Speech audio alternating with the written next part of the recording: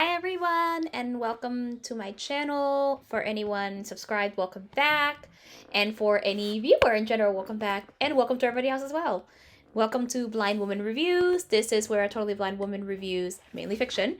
So good evening here in the United States and good morning or afternoon wherever everyone else is. I'm recording here in the US, so in my case, when you see this, it'll be evening.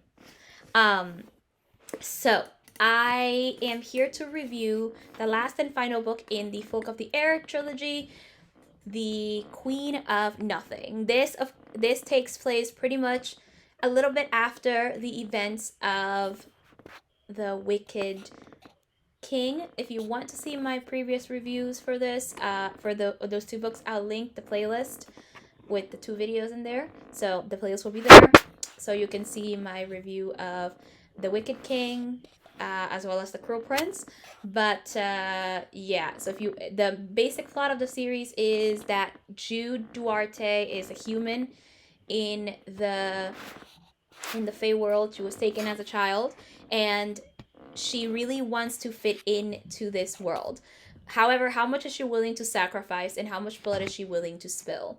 From there, a few things happened. There was a lot of court intrigue and some politics and all the fun stuff, all the stuff that I look for in a fantasy and gobble up like chocolate. Okay, I know that was probably a really weird analogy, but you know what? I consume this like food. Like, if it's a good fantasy like that, I could basically consume this like food. This is important. This is like everything to me. So, what else do we have? Okay, so for this book, Jude is now before, by the way, before I go, before I continue, I will do my best not to spoil the first book, but there is sort of a spoiler right in the middle right now, but it's not really that bad because I don't tell you the build up, so I don't consider it a spoiler. But if you consider it a spoiler, this might be a bit of a spoiler. But if you read the descriptions, this is something that comes up in the synopses anyway of the third book and everything. So technically, I don't consider it too much of a spoiler because of that. And if you read the descriptions beforehand, like I did, you kind of knew. So Jude is now the mortal queen of Elfhame, which is the Fey world. However, she was exiled to the mortal world after a crime was committed, crime which I will not detail for spoilers. Until she's forgiven by the crown.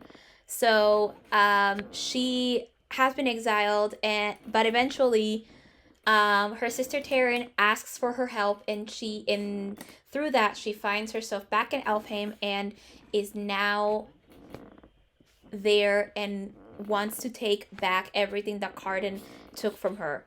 Only to find out that he really didn't take anything from her, because the riddle at the end, actually, she herself is a queen, so she actually could have come back anytime she wanted.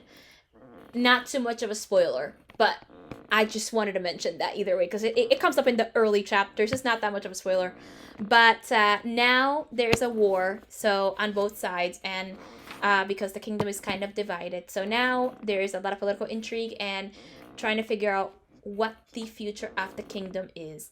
And my favorite part of this book, I won't detail it, but I'm going to talk about it later. There's a curse, and I love it. I love this. Okay, as a conclusion for this trilogy, I think this book did really well. I think this book drove the story home. I think it did wonderful with that. I would have loved for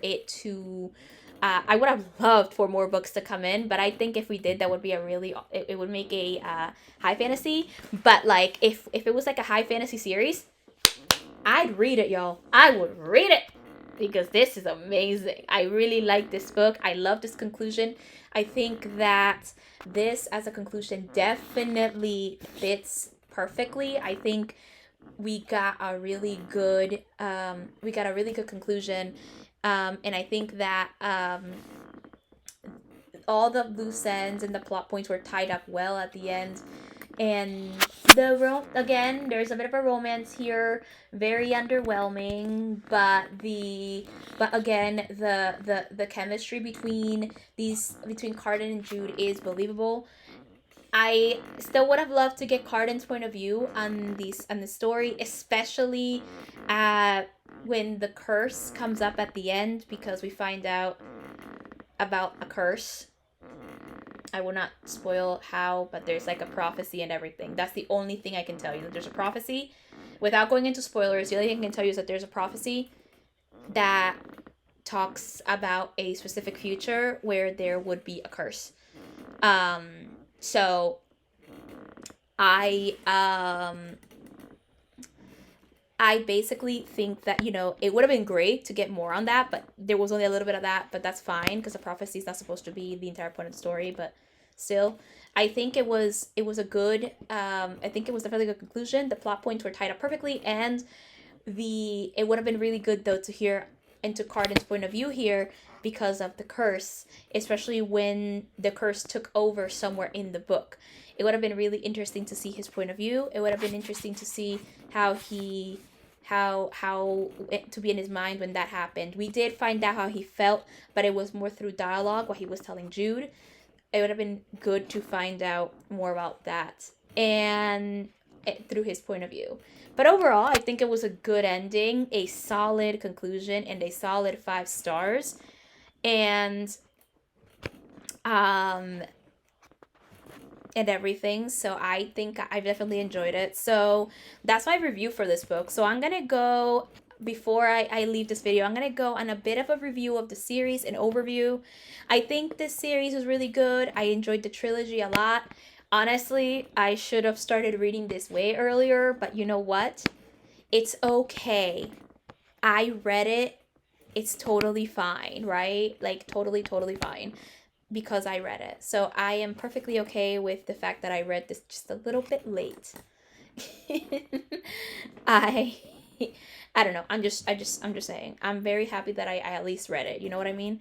So I think that when it comes to that, I can at least say that much, that I'm actually kind of happy I read it. At least. And I think overall this series is good. I would have loved for more explanation to be given in when it comes to the magic, but I do think, however, that this is more of a soft magic system rather than fully like one of those really hard magic systems, and that's okay. There aren't too many set rules, and that's perfectly fine because it makes the magic a lot more interesting to see. But it would be cool, but I think this book would have also been, if they wanted really a lot of it, I do think that the series would have been really interesting if it was a hard magic system. But if not, that's fine. I'm just saying what I think would have been really interesting, because some of the magic kind of just came and it was not very well explained, and some of the magic felt like it should have been explained. So, but it feels like a soft magic system, and I could be wrong about it, but still, it just felt like it could have been better explained, and it could have had a I don't know, it could have played a bigger part of the story, since they're always surrounded by magic, especially when there was a part where the most unlikely character was able to do magic, and there was only one explanation, but it didn't explain how she fully was able to do it, even though that explanation kind of mainly only made sense for Cardan, but it didn't make sense for her, for this specific person, mainly our main character, Jude. So I do think some of the magic would have benefited from explanation, but overall, I think the series is good, a solid trilogy, highly enjoyed it, and I would totally recommend it to you guys.